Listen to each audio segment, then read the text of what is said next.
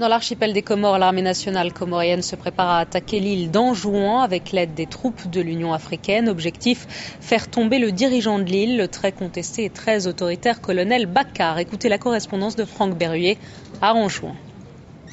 Il règne une ambiance très particulière ici à Anjouan. Tout d'abord, ce matin, c'était le marché. On peut voir dans les villages des femmes qui vendent des poissons, qui vendent des légumes. Une vie tout à fait normale, apparemment. Et puis, dès qu'on commence à discuter avec les gens, on sent qu'il y a une attente pour ceux qui sont pour ce débarquement et puis une attente également pour ceux qui sont contre. Chacun ici a des arguments à avancer. Ceux qui sont contre le président Bakar préfèrent ne pas parler ouvertement. Ils ont peur, disent-ils. Et ceux qui sont pour le président Bakar affirment qu'ils lutteront jusqu'à la mort.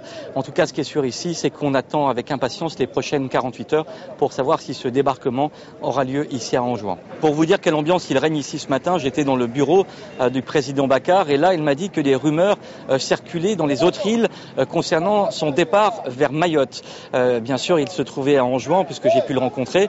Et pour vous dire que ces rumeurs sont persistantes, cela fait plusieurs semaines que son départ est annoncé, une fois vers Madagascar, une autre fois vers l'Afrique. Ce qui est sûr, c'est que ce matin encore, le président Bakar parlait de vouloir toujours négocier, que cette guerre annoncée, que ce débarquement annoncé n'était pas inévitable. En revanche, ce qu'il nous a annoncé, c'est qu'il est certain pour lui qu'il restera ici avec ses hommes jusqu'à la mort s'il le faut pour défendre ce qu'il appelle le droit et la démocratie.